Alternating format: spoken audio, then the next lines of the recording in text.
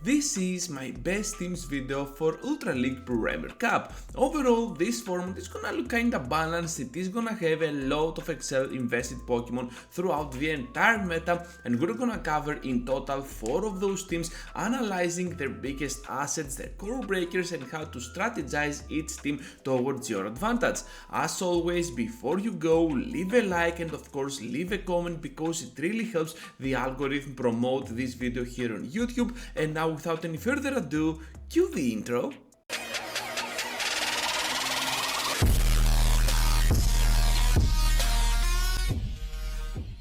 Time to begin with the first team showcase, and we got an Aurorus up in front, followed up by a Dragonite and Poliwrath. This team is very strong, but Aurorus has some severe weaknesses that the backline has definitely to deal with, because otherwise you're gonna find yourself in a pretty tough position. Also, the backline is pretty much afraid of the flyers, especially Pidgeot, so here is where Aurorus comes into play. This team is very strategic against a lot of meta threats in the entire Ultra League Premier format, and of course you're gonna find yourself in some situations that you want to rotate around your Trevenant no matter what. If you're facing on the switch a lot of Pidgeots, feel free to rotate around your Poliwrath, because Poliwrath has access to Icy Wind and can at least debuff that Pokemon furthermore, so that when you return with your Aurorus, you're not gonna take that much of a damage output with back-to-back Brave Birds. Other than that, I think that this team has a lot of play, especially when you're facing something like a Mad Boy up in front, or a fighter, especially something like an Annihilate or another Poliwrath,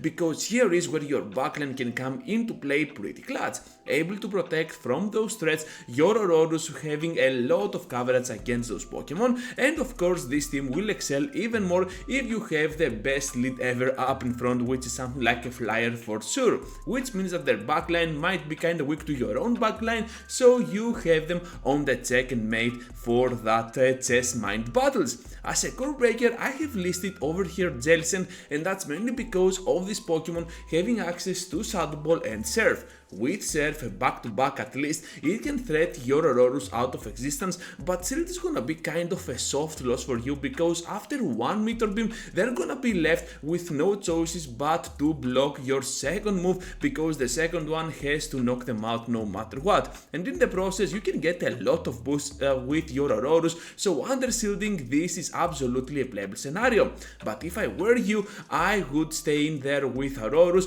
otherwise you can always rotate around your Trevenant and see how they respond, but keep in mind that Poliwrath is gonna struggle a lot against Jellicent, since it has no super effective moves or even neutral up against that Pokemon. But this is all about the first team showcase. Now let's keep going into team showcase number 2. Now we have a weird team that can absolutely work on paper, because we're looking at a Dragon type that has access to fighting type moves to finish off unsuspected opponents, and at the same time it is pretty much afraid of those fairy types. So with that in mind, we have built the perfect backline for this Pokemon, because the backline not only can provide so much pressure on the opponent with those nukes, but also gets the amount of coverage, the proper amount of coverage that you need for Como to be extremely useful even up against some very bad leads, because it can protect them from those fairy types for sure. So we're talking about the KFC. I'm pretty bored on saying that Pokemon all the time, Kentucky Fried Chicken or whatever, but it is the main logo of that franchise, so yeah, you can see it with your own eyes. So Kentucky Fried Chicken, on that closing part, pivot / safe switch is Magnezone, and this is kind of a very unsafe team, as you can see, because even when you safe switch in there, either with your Talonflame or your Magnezone, which is my recommendation, you are still gonna find yourself in a pretty tough situation. You can see that you are gonna have most of your plays towards the end of the game. So to sum up, when we have a fairy type up in front, switch out to your Magnezone, see how they respond, and then throw your moves accordingly. If you see that the switch of their own is gonna be something that you can finish it off and flip around that switch, well, feel free to do so and spend some shields in the process. Otherwise, keep the shields for the end game because either Talonflame or Como will emerge as some pure closers for that battle. As a core breaker, I have listed over here Gliscor, and that's mainly because of its ability to destroy down the fighters, hence our Como, and of course has access to moves in order to destroy down our Magnezone as well. If you want to have a much safer environment on the Switch, Flash Cannon might be for you for your Magnezone. Moving on, and we meet up with a Dragonite team. So Dragonite is always a safe choice, and much like our previous Dragon-type Pokemon Como, we are still gonna be extremely weak to those fairy types. However, the backline can once again come to the rescue. The most notable core breaker that I could find over here is Walrein, but overall also Whimsicott might be kind of a notable core breaker because you need Earthquake on your Swampert, and of course it's gonna be a grass type, which means that it can one-shot your potential matchup with Swampert pretty easily towards the side of Whimsicott. So up in front also the fairy typing will not be appreciated at all by that Dragonite, but overall Whimsicott is not that much of a big option for any opponent out there, so you may find one, but the rest of your 99 matches are gonna be absolutely Whimsicott free. So enough about that Pokemon. The notable core breaker here is Walrein, able to destroy down